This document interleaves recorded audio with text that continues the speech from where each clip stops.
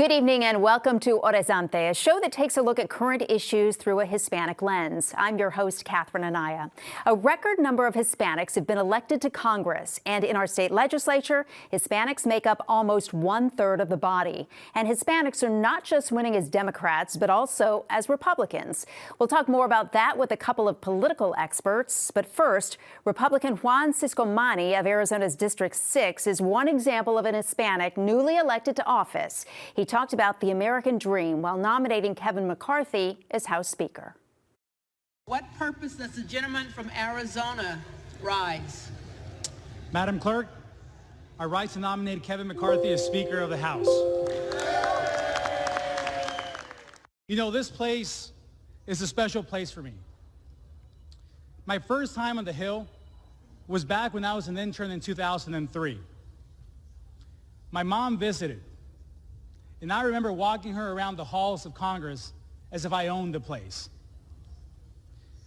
Well, just a few days ago, I got to walk my mom around one more time this special place, but now as a member-elect of the United States House of Representatives.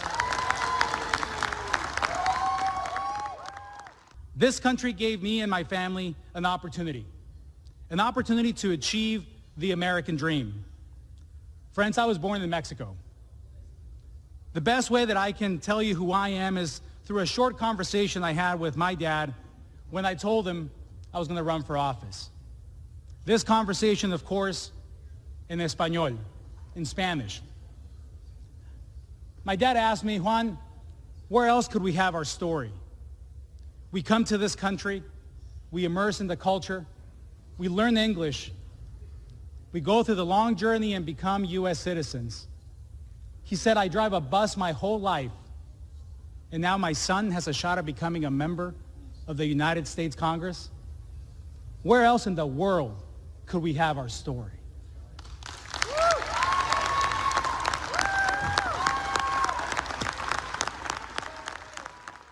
But where else in the world could any of us have our story? Regardless of our background, regardless of where we come from, what side of the aisle we sit on, we have the privilege and opportunity to sit here today as part of a historic moment, fighting for what we believe. The answer of where else is nowhere else, only here. Joining us now to discuss Hispanics in Congress and the state legislature is Lorna Romero Ferguson, owner of Elevate Strategies, and Jason Barraza, a partner in the consulting firm of Veritas. Thank you both for joining me. Certainly appreciate it. Thank you. So let's go through some of the numbers. 14 new Latinos were sworn into Congress earlier this month. A record of 47 will serve in Congress. So that is sizable representation. Did you expect to see this kind of success? And I'll start with you, Lorna. You know, I was cautiously optimistic that we would see this kind of success because, at least from the Republican standpoint, for the past few election cycles, there has been a concerted effort to recruit more Latinos to run for office. And then with that, there's been a concerted effort to attract more Latino voters to the Republican Party as well. And so, I mean, those numbers are just showing how how those efforts are paying off as well. Because before, I think the narrative was there was an assumption with Republicans that Latinos were automatically going to vote for Democrats. There wasn't really that outreach effort. And now the paradigm has shifted. And Juan Ciscomani is a great example of that, of somebody who was recruited, who's really focused on the issues that are important to his district and the Hispanic community. And now he's sitting in U.S. Congress. And so I think it really proves that, Republicans really have a lane when it comes to reaching out to Latinos. Well, and that outreach really was stepped up on both sides. Wouldn't you agree, Jason? Yeah, the outreach has always been there, and as Hispanics have become more important part of kind of the political landscape that is nationally, but certainly here in Arizona, their importance has increased. And they're getting more and more politically engaged, more and more politically aware, and the natural result of that is more and more of them are taking that step to sign up and put their name on a ballot. There's a lot of diversity in thought and opinion, and it's actually being embraced, which I appreciate. And so even Democrats are no longer taking some of these voters for granted, realizing that they have to broaden their message, and Republicans seeing that they have an opportunity with some of these folks. And so I think, when we talk about the economy and talk about families and talking about the American dream, some of these issues that really resonate with Latinos, you see a lot more engagement. I mean, what do you feel this kind of impact will make? I think historically people have looked to Latinos and seen a very uniform body. And those of us from within the community have known for many years that that's not true. We are not a uniform body. There's a lot of diversity amongst ideology, amongst cultures, even within our community. And that provides the opportunity for, yes, there's going to be Democrats, there's going to be Republicans. A lot of Latinos are still voting on the Democrat side. I think there's about a two-thirds of the vote this year can be attributed, 2/3 of the vote from Hispanics went to Democrats this year, which is great, and that's pretty consistent historically. But the reality is there are Republican Hispanics, Latinos that are out there, and they're starting to come forward. At the outskirts of Maricopa County, the suburbs where there's a lot of these kind of swing voters, or there's certain demographics of the Hispanic population.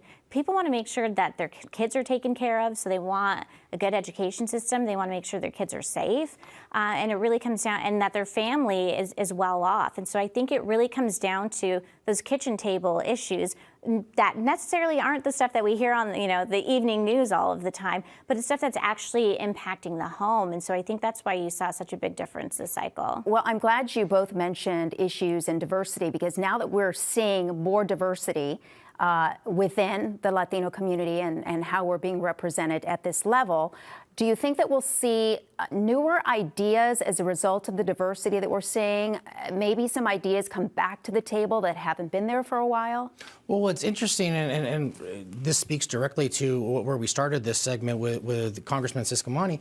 Look, we come from a diverse background. That diverse background has different experiences, comes with different ideas. Those now have the opportunity to come forward. And all of that, those years of experience, those years of dealing with certain cultural pressures within the community, those get to now come forward. And that's just going to naturally bring new ideas, new discussion to the table. So with this diversity, then, do you think we'll see much more bipartisan politics in the session, this next session? We can always hope. At the end of the day, especially at the Arizona legislature, or if you're looking at Congress, these are 2-year cycles. And so you get elected, you get sworn in, and then you're basically running for re-election again. And so, sometimes there's opportunity for bipartisanship, but many people just put their political hat back on and start running for their next race. And so hopefully with some of these, key issues that voters really care about, and some of these, the diversity in thought and opinion, there will be some opportunities for things to get done in a bipartisan way, but you'll see the shift soon when people are just getting ready for 2024. One last question, and Jason, I want to direct this to you. According to the Arizona Republic, of the 8 lawmakers under 30, all but 1 are Latino. What does this say about the future of Arizona?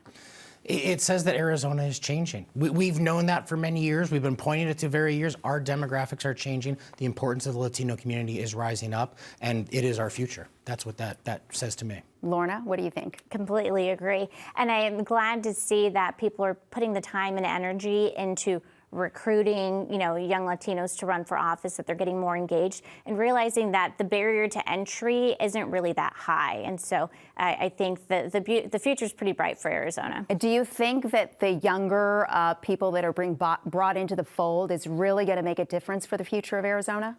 I think so. I think they come with a completely different perspective. Different background and just personal story.